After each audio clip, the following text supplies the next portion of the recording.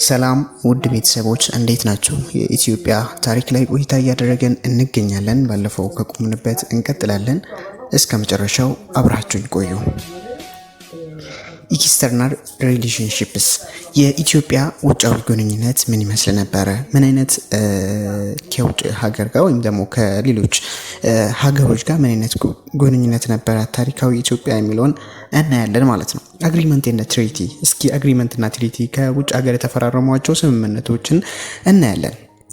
ያው እንደምናውቀው ባለፈው ታሪክ ላይ እንዳየነው ክሎዝ ዶር ፖሊሲ በኢምፔሪያል ፋሲለደስ እንትን ተብሎ ነበር አይደል? በሃይማኖት ግጭት ምክንያት ይሄ ሴክቱ ምናምኑ ሲበዛ የውጭ ሀገሮች ስፔሻሊ አውሮፖች እንዳይገቡ በሚል ከውጭ ስፔሻሊ ከቱርኮች ተስማምቶ ነበረ። ግብጽ አካባቢ፣ ሱዳን አካባቢ ኮንትሮል አድርጎ የነበሩ፣ የመን አካባቢ ኮንትሮል አድርጎ የነበሩ ኦቶማን ተርኪሽ ኢምፓየሮችን ከነሱ ተስማምቶ ማንም ሀገሬ እንዳይገባ የሚል ክሎዝ ዶር ፖሊሲ አውጆ ነበረ። ዘመነ መሳፍንት ሲመጣ ግን ሁሉም በየመንደሩ የራሱን ህዝብ ማስተዳደር ጀመረ ማለት ነው። ሁሉም ስልጣን ያዘ። ስለዚህ ፉኩቻ አለ። አንዱ ከአንዱ ዘመነ መሳፍንት ላይ የሚመሩ ንጉሶች እርስ በርስ ፉኩቻ አለ። እርስ በርስ አንዱ አንዱን ማሸነፍ አንዱን ማውራት ስለሚፈልግ ግዴታ ምን ያደርጋሉ ማለት ነው?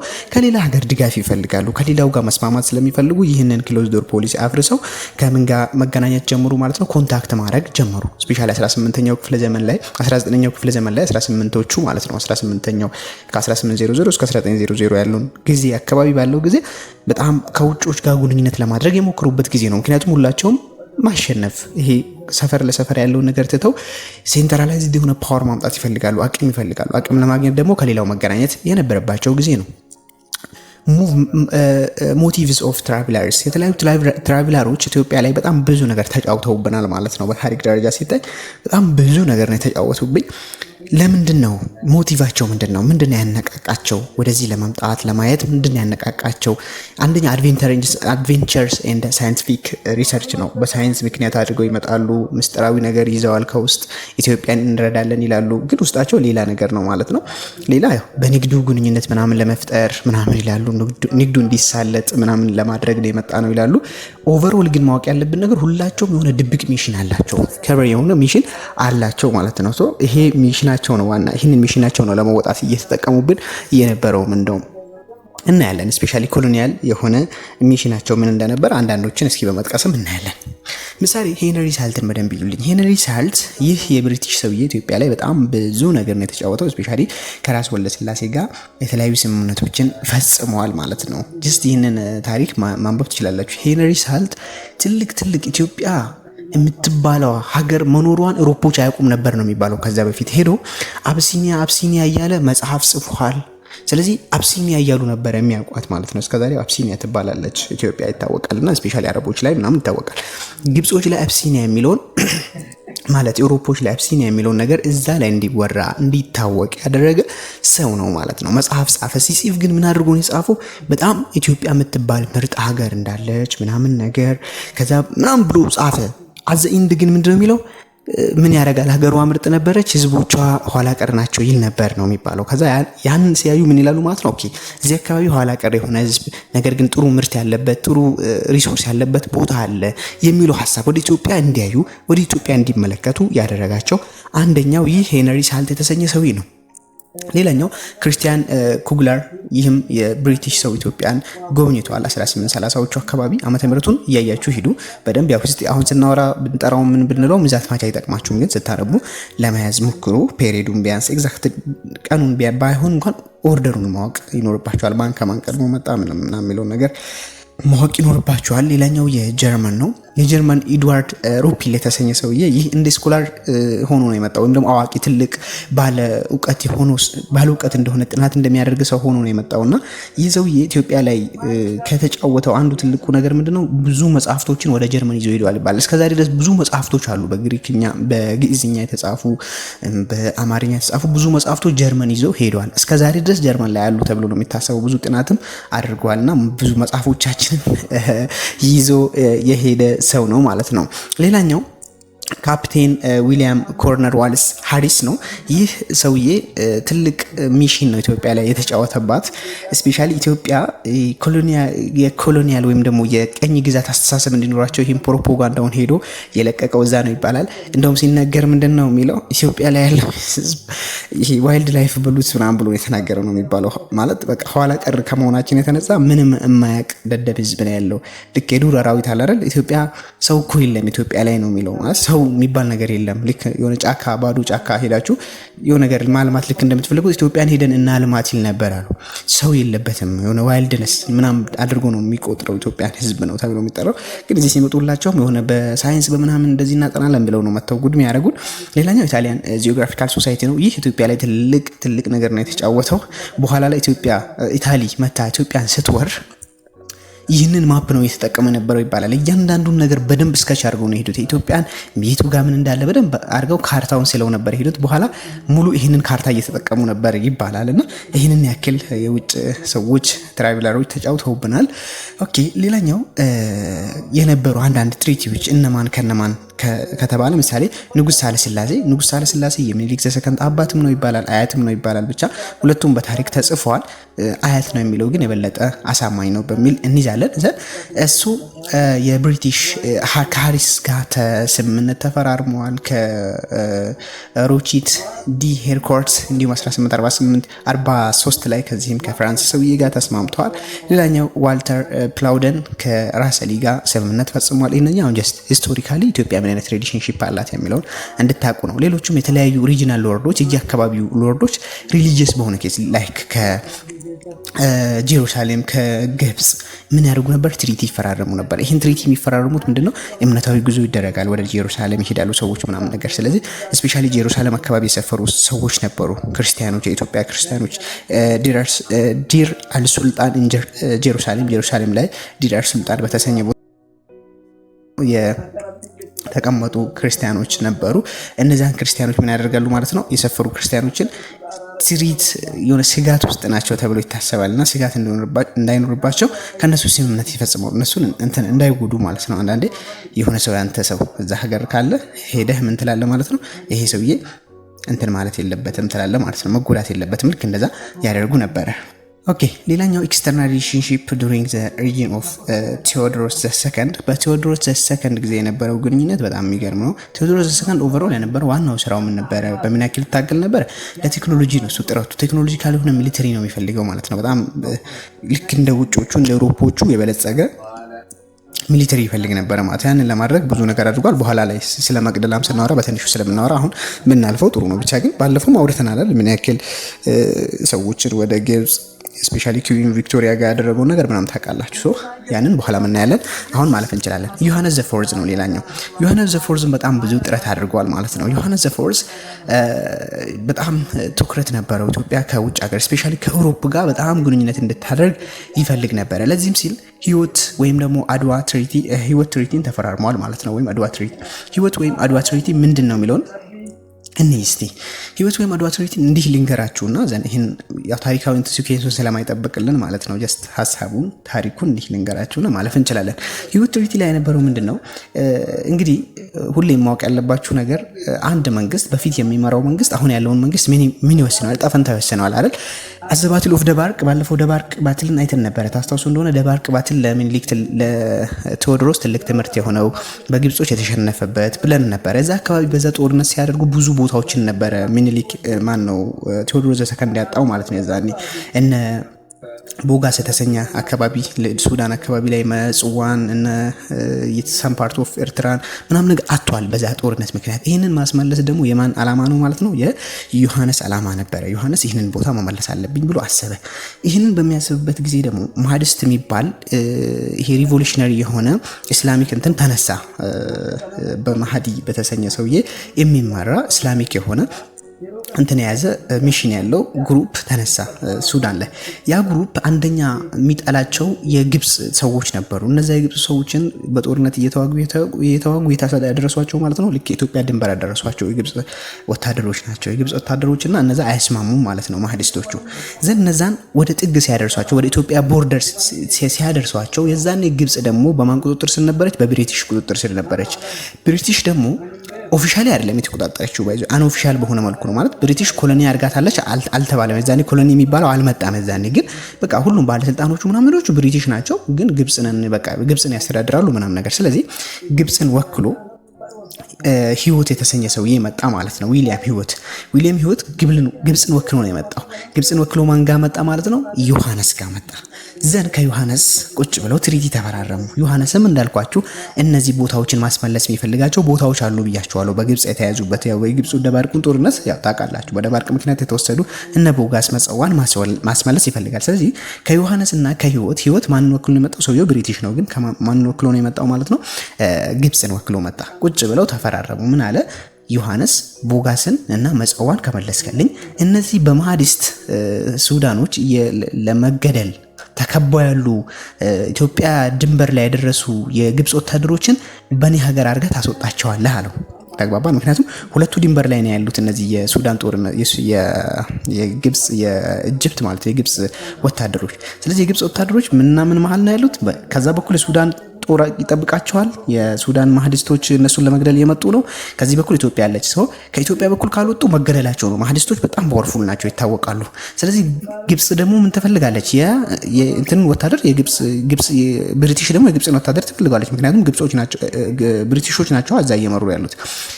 ከዮሐንስ ጋር ተስማሙት። ይሄ ነው ዮሐንስ ቦጋስና መጸዋን መልሱልኝ፣ እነዚህን ደግሞ ወታደሮች በእኔ ሀገር አድርጋችሁ ይዛችሁ ውጡ፣ እነዚህ ወታደሮች የግብፅ ወታደሮች ውሰዷቸው፣ ማህዲስቶች እንዳያገኟቸው ተባባሉ።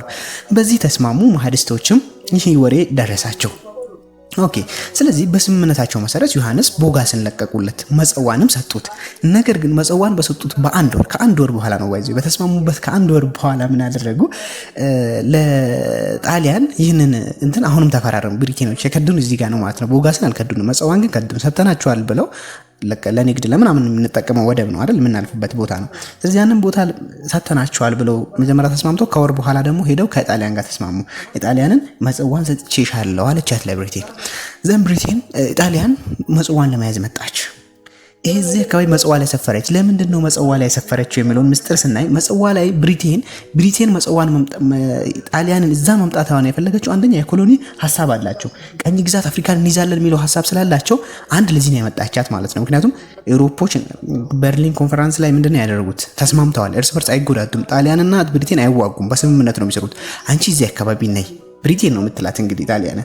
አንቺ እዚህ አካባቢ ቁጭ ካልሽ እነዚህ የማህዲስት ጦሮች እየከበዱ ነው። ስለዚህ እኔ ብቻዬን እየተቋቋምኳቸው አይደሉም። ምክንያቱም ብሪቴኖች ብዙ ነገር ነው ያለባቸው፣ ብዙ ሀገር መቆጣጠር ይፈልጋሉ። ከማህዲስት ብቻ መዋጋት አይፈልጉም። ማህዲስቶችን ሊያሸንፏቸው ይችላሉ፣ ግን ከነሱ ብቻ አይደለም አላማቸው። እነሱን ለማርገብ ሲሉ ነው። ጣሊያን እዛ ጋር ካለች ማህዲስቶች የነሱ ስጋት አይሆኑባቸው ማለት ጣሊያን ትመታቸዋለች። ስለዚህ ኢትዮጵያ ግን አቅም የላትም። መጸዋን ቢሰጣት እንኳን ኢትዮጵያ ማህዲስቶችን የማስከበር አቅም የለም። ስለዚህ ምን አለ? እቺን ከዱንና መጸዋን ለጣሊያን ሰጣች ማለት ነው። ዘን ዮሐንስ እንግዲህ ያው ማህዲስቶች የጦር ኢላማ አደረጉት። ለምን የጦር ኢላማ አደረጉት? እነዚህ የግብፅ ሰዎችን በሀገሩ ስላሳለፈ ኦኬ ቺን ታረጋለው። ያው በዛ ላይ ደግሞ እንደተነጋገርነው ዮሐንስ በጣም ብዙ ሙስሊሞችን ኢትዮጵያ ላይ ያደረገው ነገር ይታወቃል። ወሬው ደርሷቸዋል። በማን በኩል? በእነዚህ በቀቢና በተሰኙ ግሩፖች ብለናል። የወሎ ተፈናቃዮች ነበሩ። ከነሱ በኩል መረጃው ደርሷቸዋል። ሰው በብዙ ነገር አንጻር ስለነበረ ቀጥታ ኡሙር አልዳ የተሰኘ የማህዲስቶች መሪ የነበረ ሰውዬ የማህዲስት ሙቭመንትን የሚያንቀሳቅሰው የነበረ ጄነራል ነበረ ማለት ነው። ጄነራል ጭንቅላቱን አምጦልኝ አለ። እንግዲህ ተቆርጦ የዮሐንስ ጭንቅላት እሱ ጋር ሄደ ማለት ነው። መተማ በዚህ ምክንያት ነው በመተማ እንዲገደል የተደረገው ዮሐንስ ዘፎርስ። ታሪኩ ይህን ይመስላል ማለት ነው። ቃል በቃል ከማንበብ እንዲህ ብንናገር ይሻላል ብዬ ነው። ሌላኛው ኢትዮጵያ ታሪክ ላይ የነበረው ያው የሚኒሊክ ከውጭ ሀገር የነበረው ግንኙነት ነው። ሚኒሊክ በጣም ብልህ ሰው ነው። በግንኙነት በዚህ ከውጭ ሀገር በነበረ ግንኙነት ላይ በጣም ብልህ ነው። ውጫሌ ትሪቲን ተፈራርመዋል። ውጫሌ ትሪቲ ላይ ኢትዮጵያ ከኤርትራ ጋር ተስማምታለች። ለምን ተስማማች? አሁን ዋነኛው ነገር ሚኒሊክ እንዴት ተስማማ የሚል ነገር ይነሳል። በጣም ብልህ ነው። እቺን ባይስማማ ኖሮ ምንድነው የሚባለው? እስከ ዛሬ እኛ የት ነበረ ነው በኮሎኒ ተይዘን ነበር ነው የሚባለው። እቺን ስምምነት ውጫሌ ተስማማው ባይዘው የዛኔ እንደ ሌሎች ሀገሮች ጦርነት ሞክሮ በቀኝ ግዛት መውደቅ ከብዶት አልነበረም። ቶሎ እጅ ለመስጠት አልነበረም። ውጫሌ ተስማማበት ምክንያት አንደኛ ውስጥ ላይ ክፉ ቀን ነው ያለው። እዛኔ ክፉ ቀን ረሃብ ነው፣ ችግር ነው ያለው። አንድ ጣሊያን ደግሞ ኖርዝ ኢስት በኩል ሰፍራለች ብለናል። በማን ጊዜ? በዮሐንስ ጊዜ። አሁን እንዳልኳችሁ የድሮ የመጀመሪያው መንግስት ለቀጣዩ መንግስት ብዙ ዕጣ ፈንታ አስቀምጦለት ነው የሚሄደው። ስለዚህ ዮሐንስ የዛኔ ከነሱ ጋር የተስማማው መጽዋን በአግባቡ አለመቀበል አለመቻሉ በምኒልክ ሌላ ችግር ፈጥሮበታል። እሱን አንደኛ ከኖርዝ ኢስት በኩል በኤርትራ በኩል የተቀመጡ ጣሊያኖች አሉ፣ ተግባባን። ከሌላ በኩል ደግሞ ከፍራንሶች በጅቡቲ በኩል ቀርበዋል ፍራንሶች አሉ። ሶማሌና ኬንያና ሱዳን አካባቢ ደግሞ ብሪቴኖች አሉ። ስለዚህ ተከበዋል ምኒልክ ኦልሬዲ ማለት ትንሽ ጦርነት ቢሞክር ወዲያው እንደሚያዝ ይገባዋል። ውስጥ ላይ ደግሞ ሰዎቹ ወታደሮች የሉም፣ ተርበዋል፣ ህዝቡ ተርበዋል፣ ክፉ ቀን ነው። ስለዚህ ምን ማድረግ ነበረበት? ይችን ውጫሌን መስማማት ስለነበረበት ውጫሌ ትሬቲ ተፈራረመ ማለት ነው። ከአንቶሊ ጋር ይህንን ስምምነት አደረጉ ማለት ነው። ፍራንሲስኮ ክሪስፕ የጣሊያን መሪ ነበር የዛኔ። ፍራንሲስኮ ክሪስፕ አንቶሊን ላከ። ከአንቶኒ ጋር ምን አደረጉ ማለት ነው? ተፈራረሙ። ከምኒልክ ጋር ውጫሌ ትሪቲን ተፈራረሙ። 20 አርቲክል ነበረው ለዚህ ትሪቲ፣ ብዙ ነገር ተባብለዋል። ዘን እዚህ ላይ የተፈጠሩ ሚስቴኮችን ነው የምናየው። ምንድን ነው ችግሩ? በፊርማቸው ላይ የተፈጠረው ስህተት ምንድን ነው ከተባለ አርቲክል 17 አይ ቲንክ 17 ይመስለኛል። የውጮች የሮማን ቁጥር እንግዲህ አስቸጋሪ ነው። 17 ነው እና አርቲክል 17 ላይ ምን አደርጋሉ? የዚህ ስምምነት ማለት ነው። አርቲክል 17 ላይ ምን የሚል ነው? አርቲክል 17 በሁለት ቋንቋ ነው የተጻፈው አርቲክሉ ማለት ነው። ከ20 አንቀጾች የተጻፉት በምንኛው በጣሊያንኛና በአማርኛ ነው የተጻፉትና ስለዚህ በአማርኛ የተጻፈው ምን ይላል? ኢትዮጵያ ከየትኛውም የአውሮፓ ሀገር ጋር ግንኙነት ስታደርግ ኢጣሊያንን እንደ አጋር ልትጠቀማት ትችላለች ነው። ይሄ ፋሲሊቴት ለማድረግ ማለት ነው። ተግባባን? እንደ ፋሲሊቴት ለማድረግ ልትጠቀማት ትችላለች የሚል ነው በአማርኛ የተጻፈው። ግን በጣሊያንኛ የተጻፈው ደግሞ ኢትዮጵያ ግዴታ ከየትኛውም የአውሮፓ ሀገር ጋር ግንኙነት ስታደርግ ግዴታ በጣሊያን በኩል ነው የሚሆነው። ወይም ደግሞ ይሄ ማለት በቃ ኢትዮጵያ የምትባል ሀገር በማን ኮሎኒ ስር ነች የሚል ነው ማለት ነው ምስጢሩ። ጣሊያን ኮሎኒ ስር ነች ኢትዮጵያ፣ በራሷ መወሰን አትችልም የሚለው ነገር ነው ምስጢሩ ያለው። ስለዚህ እቺ አርቲክል ችግር ፈጥራለች ማለት ነው። እዚህ ጋር ራስ መኮንን የሚለውን በዚህ ነግሬያችሁ ልፍ። ራስ መኮንን የዚህ የሚኒሊክ ተወዳጅ ጄኔራል ነው። ከዛ ተወዳጅ የሆነ ጄኔራል ወደ እንትን ተላከ ወደ ጣሊያን። ከዛ እነሱ ጋር ሲኖር በጣም ሸውደውታል ይባላል ማለት ሁለቱንም ነው የሸውደውታል። ሚኒሊክንም በጣም ሸውደውታል፣ ራስ መኮንንንም በጣም ሸውደውታል በብዙ ነገር። ኢፌክቲቭ ኦኩፔሽን ላይ የተለያዩ ቦታዎች ላይ የሚላሉ እዚህ አካባቢ መጽዋ የኛ ነች፣ ኤርትራ የኛ ነች ምናምን ብለው እንዲፈርም አድርጎታል። ግን እሱ እኮ ሲፈርም የአማርኛውን አንብበው ነው የሚፈርመው። ነገር ግን እነሱ የሚጽፉት ደግሞ በጣሊያንኛው ደግሞ ሌላ ነው። ፍርማውን ደግሞ እዛ ላይ ነው የሚያስቀምጠው። ተግባባን? ይሄ በጣሊያንኛ የሚጽፉት ላይ ምን ይላሉ? ኤርትራ የጣሊያን ህጋዊ ግዛት ነች ይላሉ። በጣሊያን ቁጥጥር ስር ነች ይላሉ። አሜሪካ እንትን ላይ ደግሞ በአማርኛ ላይ ደግሞ ምንድነው የሚሉት? ራስ መኮንን የሚያነበው ምንድነው የሚለው? ኤርትራ ላይ ጣሊያኖች ገብተው እንደፈለጉ ስራ መስራት፣ እንደፈለጉ የፈለጉትን ነገር ማድረግ የመቻል መብት አላቸው የሚል ነው። ተግባባ? ከዛ እሱ ደግሞ የሚፈርመው በሁለቱም ነው። በአማርኛ በተጻፈውም በጣሊያንኛ በተጻፈውም ነው። የአማርኛ የተጻፈው ደብዳቤ ደግሞ ለሌሎች የአውሮፓ ሀገሮች አይደርሳቸውም። የትኛው ነው የሚደርሳቸው? በጣሊያንኛ የተጻፈው ነው። ስለዚህ ሁሉም በጣሊያንኛ የተጻፈው ወደ ሁሉም ጋር ደርሶ ሁሉም ተቀበሉ። ኤክሰፕት ማን? ራሽያ ስትቀር ሌሎቹ ተቀበሉ ማለት ነው። ዘን ይህ ወሬ ለሚኒሊክ ደረሰው። ሚኒሊክ ሲደርሰው ተሸውደናል፣ ስለዚህ ምን አለ? ይሄን ነገር አቁሜያለሁ፣ ከዚህ በኋላ ይሄ ውጫሌ ትሪቲ የሚባል ነገር የለም፣ አፍርሼዋለሁ አለ። ቢኮዝ የእነሱ ንግግር ሁላ ምን አድርጎታል? ኮሎኒያል በቃ ውስጥ አስገብቶታል ማለት ነው። ሁሉንም ነገር ለማድረግ ሲታይ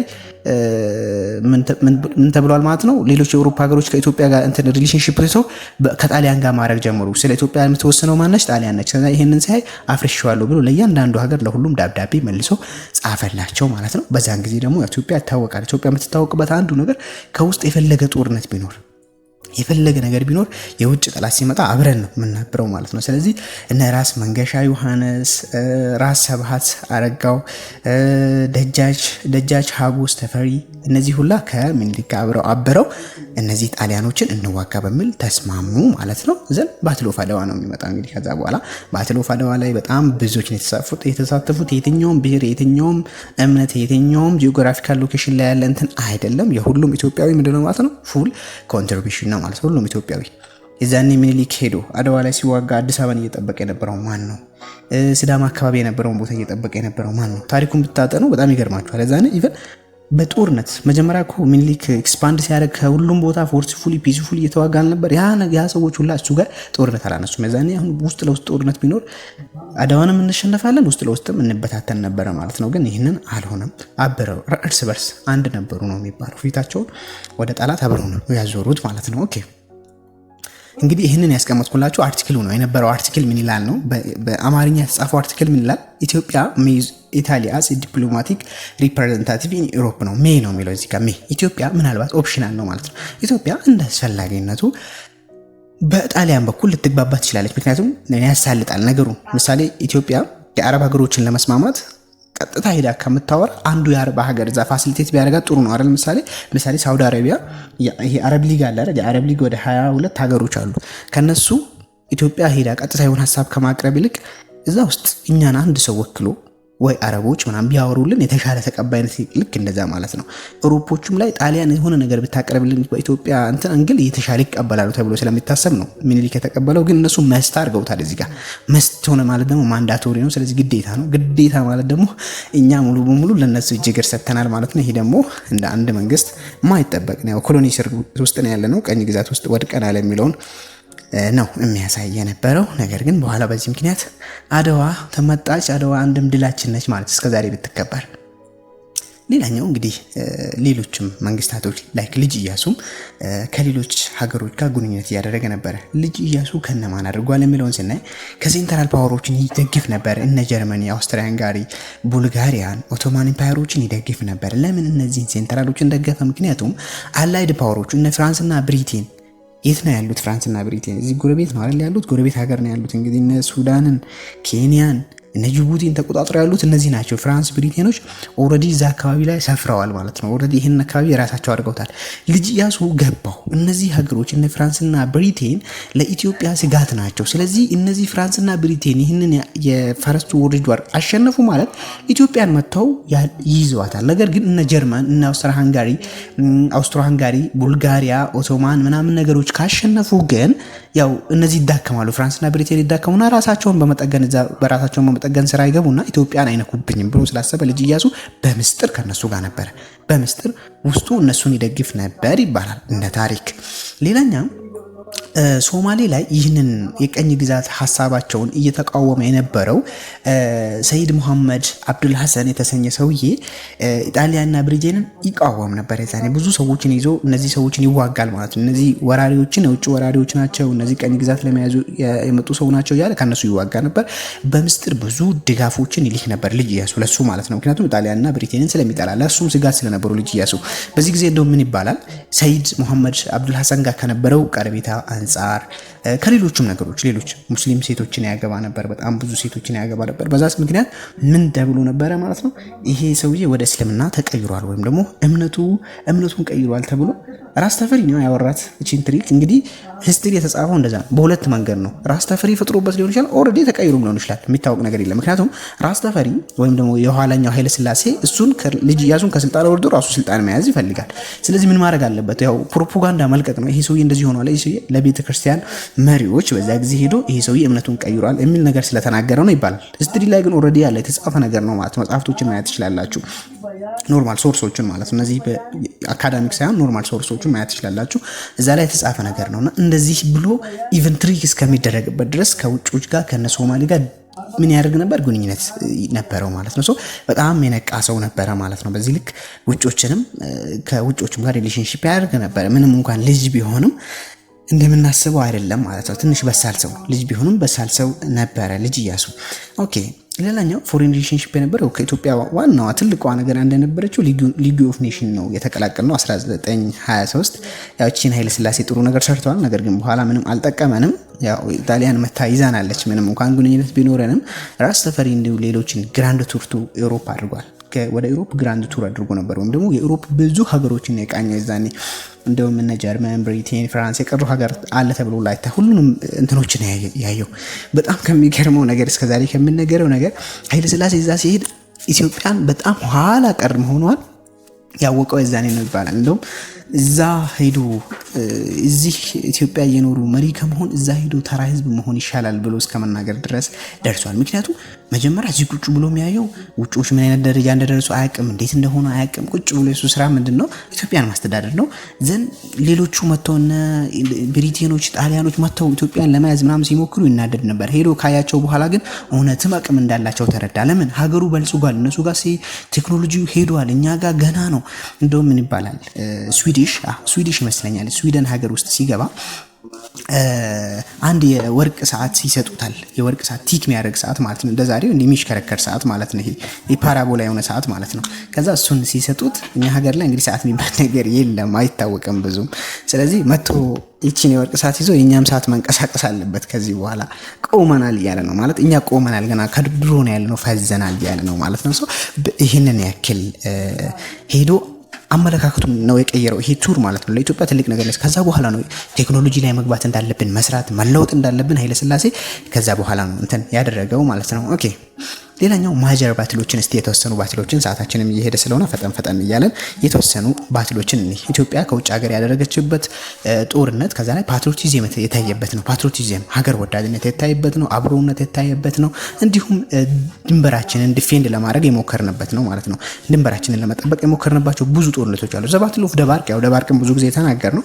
ዘ ባትል ኦፍ ደባርቅ እንግዲህ ካሳ ኃይሉ ሄዶ ቋራ የቋራው ካሳ ኃይሉ ወይም ደግሞ ቴዎድሮስ ዘሰከንድ ማለት ነው ከግብጾች ጋር ተዋግቶ ተሸንፎ ነክቷል። እንደውም እቺ ባትል ደባርቅ የተሰኘችዋ ባትል ባትኖር ኖሮ ይሄ ቴዎድሮስ አይነቃም ነበር ነው የሚባለው። በጣም እንዲነቃና ኢትዮጵያን አንድ ማድረግ አለብኝ ብሎ እንዲያስብ ያደረገው ራሱ የዛን ጦርነት ሲሸነፍ ነው ይባላል ማለት ነው። ሌላኛው ባትል ኦፍ መግደላ ነው። መግደላ ታውቁታላችሁ። ያው ታሪኩን ጀስት ለማሳጠር ያክል ባትል ኦፍ መግደላ ላይ ምንድነው በጣም እነዚህ የኦቶማን ተርኪሽ ኤምፓየሩ ምናምኑ ጫና ሲበዛበት ጊዜ ግብጾች ሲያስቸግሩት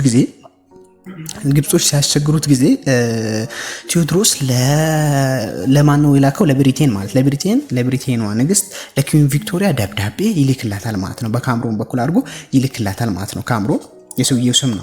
ይዞ የሄደው ካሜሮን ልትሉ ትችላላችሁ። ይዞ ደብዳቤውን እንዴት አደረገ ማለት ነው። ምክንያቱም ኩዊን ቪክቶሪያም ክርስቲያን ስለነበረች እሱም ክርስቲያን ስለነበር እምነቱን ብቻ አስቦ ነው ባይዘው። እነዚህ ዩሮፖች ደግሞ በእምነት ምናምን እኛ ሀገር ላይ እምነት በጣም ትልቅ ቦታ አለው። እነሱ ድሮም እምነቱን ትተውታል ማለት በቃ ለእምነቱ ያን ያክል ቦታ አይሰጡትም ነበር። እሱ ግን በቃ እምነት ብቻ ስለሚያመሳስለን ትደግፈኛለች የሚል እምነት ነበረው። አምኖ በዛ ልክ ተስፋ አድርጎ ደብዳቤ ላከላት። ነገር ግን ምንም ደብዳቤውን ትክክለኛ ምላሽ ልትመልስ አልቻለችም። ካሜሮንም መጣ፣ ወደ ኢትዮጵያ መጣ። ምን አሉ? ትክክለኛ መልስ ራሱ አልሰጠውም። አረ ምንም አላለችኝም። በቃ አሃ ነው እንዴ ለካ ከግብጽ አብራችሁ ነው አለ ወዲያው ማለት ቴዎድሮስ የመጣለት እዛን ይዛ ከግብጽ አብራችሁ እኔን ለመዋጋት ወይም እኔን ለማዳከም ስለፈለጋችሁ ነው፣ አንተ ራስ ችግር አለብህ ብሎ ማንን አሰረው ማለት ነው? ካሜሩንን አሰረው ማለት ነው። ሎክ እሱን አሰረው። ያው ካሜሩንን አሰረው ማለት ግብጾች ታውቃላችሁ ለራሳቸው ሰው ሲታሰር እንዴት እንደሚሆኑ ማለት ነው። እዛን አሁንም ተው ካሜሩንን ልቀቅ ብላ ሆርሙዝድ ረሰምን ላከች ማለት ሆርሙዝድ ረሰምን ለቴዎድሮስ ላከችለት ማለት ነው። ወይም ደግሞ በዚህ ሰው ምክንያት ደብዳቤ ላከችለት። ይህ ሰው ደብዳቤ ይዞ መጥቶ ተው ይህንን ሰው ካሜሩንን ብትለቅ ይሻልሃል የሚል ደብዳቤ ደረሰው። የዛኔ እንደውም አላመነው ነው የሚባለው። ረሰምን አላመነውም። አንተ እንደውም ዝም ብሎ ሰው ነህ፣ እንደውም እሷ ንግስቷ አላከችህ ሁላ ብሎታል ቴዎድሮስ ማለት ነው። ይህ ነገር ግን በኋላ ላይ ምን አመጣ? ሮበርት ናፒር 2000 ወታደሮችን ይዞ ኢትዮጵያ እንዲዘምት አደረገው። ወደ ኢትዮጵያ ሲገባ የኢትዮጵያን በር ምናምኖቹን ያሳየው ደግሞ ዮሐንስ ነበረ። ወይም ደግሞ በዝብዝ ይላል። በዝብዝ የምትለውን ቃል በጣም ወደድኳት። በዝብዝ ካሳ ማለት ነው። ምንም ቢሆን የሀገር ኪደት ነው የዛን የፈጸመው። ቢያንስ ከሌሎች ሀገሮች ጋር ማበር ትንሽ ኪደት ነው በራሱ ማለት ነው። ጥሩ አይደለም፣ ግን ጦርነት ውስጥ ያለ ነገር ነው። እንግዲህ ፖለቲካ ደርቲ ጌም ነው። እዛ ውስጥ ታሪኩን ይሄ አጥፍቷል ይሄ ምናምን ብሏል ለማለት ፖለቲካ ውስጥ ያለ ነው። ዛሬም ቢሆን ሰዎች ሊያደርጉት የሚችሉት ነገር ነው። በዝብዝ ካሳ እንግዲህ በዘበዘው ማለት ነው ዮሐንስ ዘፎርስ እነሱን ተቀበለ መቅደላ ላይ። ምክንያቱም የቴዎድሮስን አንዳንድ አሰራሮች ይጠላ ነበር ማለት ነው። የቴዎድሮስን ስፔሻሊ የእምነታዊ ሪሌሽንሺፓቸው በጣም የተለየ ነበር። ዮሐንስ እንደምታውቁት ኢትዮጵያ ክርስቲያን ብቻ መሆን አለባት የሚል አይነት እምነት ያለው ሰው ነው ዮሐንስ። ቴዎድሮስ ደግሞ የቤተ ክርስቲያኖችን መሬት የሚወስድ ዲያቆናቸውን የሚቀንስ እነኚህ ቄሶችን እንደዚህ አይነት ሰው ነውና እምነታቸው ሁላ መሀል ላይ አንዳንድ ነገር ነበር። ሰው መቅደላ ላይ እሱ ቦታ እያሳያቸው እንዲያሸንፉት አድርጓል ማለት ነው። የዛኔ አክሱም ጎበዜ መደገፍ አልቻለም። ነገር ግን ብሪቴኖችን አላገዘም ማለት ነው። ብሪቶኖችን አላገዘም፣ ነገር ግን ቴዎድሮስን መደገፍ አልቻለም። ገብሬ የቴዎድሮስ ጄኔራል ነበረ። እንግዲህ እሱም በተገደለ ማለት ነው፣ በአሮጌ ተገደለ ማለት ነው። አሮጌ ባትል ነው፣ በባትል ኦፍ አሮጌ ተገደለ ማለት ነው። ዘን ከሶስተኛው ቀን በኋላ ደግሞ መቅደላ ላይ ራሱን አጠፋ ማለት ነው። ቴዎድሮስ ያው ራሱን አጥፍቷል፣ ሰው ገሎታል የሚባል ብዙ ነገር አለ። እሱን እዛ ውስጥ ሳንገባ ብቻ ራሱን እንዳጠፋ ነው። ያጠፋውም ደግሞ እንትኖች በሰጡት ፒስቶል ነው ወይም ደግሞ ሽጉጥ ማለት ነው። ዘመናዊ የሆነች ሽጉጥ ነበረች የዛኔ፣ እሷን ሽጉጥ ሰጡት። ኪውን ቪክቶሪያ ነበር ፐርሰናሊ የሰጠችው፣ እንደ ስጦታ አድርጋ ነበር የሰጠችው። በሷ ራሷ ገደለ ወይም ራሱን አጠፋ። ያ ብቻ አይደለም፣ ብዙ ነገር ነው ያቃጠሉት። የእምነታዊ መጽሐፍቶችን አንድ ነገሩ አልቀረም፣ ዙፋኑ ሁላ ሳይቀር ነው ያቃጠሉት ማለት ነው። ዘውዱን ምናምን አንድ ነገር ሳይቀር አቀጣጥለውት ሄዱ ማለት ነው። እነዚህ የብሪቲሽ እንትኖች ማለት ነው፣ ትሮፖች። ዘባትል ኦፍ ጉንደትና ጉራ፣ በባትል ኦፍ ጉንደትና ጉራን አይተን እናቆማለን። ሰዓታችንም ኦልሬዲ ስለሄደ ማለት ነው። ጉንደትና ጉራ ላይ የነበረው ምንድነው? በአጠቃላይ ግብጾች ናቸው። ይሄ ጦርነት ከግብጾች ናቸው። ግብጾች ለምን ያደረጉ? ናይልን መቆጣጠር ይፈልጋሉ። አላማቸው ሁሌም ስጋት ነው። ዛሬ ብቻ አይደለም፣ ዛሬ እንደምናወራው ሰው የድሮ መንግስቶች ራሱ የሚያስፈራሯት እነ ቴዎድሮስ የሚያስፈራሯት ነበር ይባላል። እነሱ የድሮ መንግስቶች ራሱ ግብጾችን ለማስፈራራት የሚጠቀሙት አንዱን ናይልን ነው። ናይልን እንይዝባችኋለን ይሏት ነበረ። ኦር ናይልን እንመርዝባቸዋለንም ይሏት ነበር ይባላል። ውሃው ተመረዘ ማለት አስባችሁታል? እዛ ድረስ ያሉ ሀገሮችን እያጠፋ ሊሄድ ይችላል ማለት ነው። አስቸጋሪ ነው። እንደዛሬ አጣርቶ ምናምን የሚጠቀም የለም። ውሃ መጠጣት ነው፣ ለሰብላቸው ማጠጣት ስለነበረ እንመርዝባቸዋለን ወይም እናቆምባቸዋለን እያሉ ያስፈራሯቸው ነበር ይባላል። ስለዚህ ይህንን ስጋት ለማቆም ግብጾች ናይልን መቆጣጠር ስለነበረባቸው ይህንን እቅድ አውጥተው ወደ ኢትዮጵያ መጡ። ይህንን እቅድ ያወጣው እያስኬድ የነበረው ዋርነር ሙዚንገር ነው። ባይዞ የለውጡ መሪ ይባላል። የዛኔ በነበረው እንትን የኢንቫዥን ወይም ደግሞ የወረራው መሪ የነበረው አርኪቴክት የነበረው እሱ ነው። በቃ እሱ ነበር እየቀረጸ የነበረው። ዘን በተለያየ እንግል ነው የመጡት ማለት ነው። ከዲፍ እስማኤል ፓሻ በሶስት በኩል አድርጎ ላከ። ሙሐመድ ራውፍ ፓሻን በዛይላ በኩል አድርጎ ሀረርን ተቆጣጥሯል፣ ተሳክቶለታል ማለት ነው። እሱ ሌላኛው ዋርነር ሙዚንገር ነው። ዋርነር ሙዚንገር 500 የግብጽ ታጠቁ የሰነጠሉ ምናምን የሆኑ ጦሮችን ይዞ በታጁር በኩል ገባ። አፋር ላይ ግን ዘባትሎፍ ኦዱማ ጠፋ ማለት ነው። የአፋር ህዝቦች ትልቅ የሚነገርላቸው እስከዛሬ የሚነገርላቸው ድል ነው። ሀገር ወዳድ የሆኑበትን የሚያሳዩበት ነው። ዋርነር ሙዚንገር እዛው ላይ አጠፉት ማለት ነው። ሌላኛው ኮሎኒያል አራንደራፕ እና አራኪልቤ የተሰኙት ደግሞ የግብጽ መሪዎች የጦር መሪዎች በመጽዋ በኩል አድርገው ገብተው ከዛ 2000 ነበረ የጦር ሰራዊት ይዘው የመጡት ማለት ነው። የሰለጠነ በጣም የነቃ የታጠቀ የሆነ ወታደር ይዘው መጡ። እነዚህ ደግሞ እነ ዮሐንስና ራስ አሉላ አብረው አዘባትል ኦፍ ጉንደት 20,000 የሆነ ጦርነትን ይዘው አሸነፉት። በዚህም ደግሞ አላቆመም። አሁንም በድጋሚ ጦር ላከች ግብጽ። አዘባትል ኦፍ ጉራ ደገሙለት ማለት ነው። ሽንፈታቸው ተደገመ ማለት ነው። ግብጾች ኢትዮጵያን ለመቆጣጠር ብዙ አድርገዋል። እንደውም በቃ ግሬት ኢጂፕትን እንገነባለን ነበር ሲነሱ ራሱ ግሬት ኢጂፕት ካርታ ሁላ ስለዋል። ካርታው ደግሞ ያነጣጠረው የት ነው? ናይልን በራሳቸው ለመጨመር ነው ማለት ነው። ናይል ከጣና መነሳቱን ካወቁ በኋላ በጀምስ ጥናት የተነሳ ነው ያወቁት። ጀምስን በታሪክ ባለፈው አይተነዋልና በሱ ምክንያት ናይል የት ነው የሚለውን ምንጩን ጣና መሆኑን ካደረሱበት በኋላ እሱን ለመያዝ ብዙ ጥረት አድርገዋል ማለት ነው። በዚህ መልኩ ተንቀሳቅሰው ነገር ግን አልተሳካላቸውም። ለዛሬ የነበረን ይህንን ይመስላል። እስከ ታሪኩ መጨረሻ አብራችሁን ስለቆያችሁ እጅግ አድርጌ አመሰግናለሁ። በቆይታችንም ተጠቃሚ እንደነበራችሁ ተስፋ አደርጋለሁ። በያላችሁበት ሰላማችሁ ይብዛ።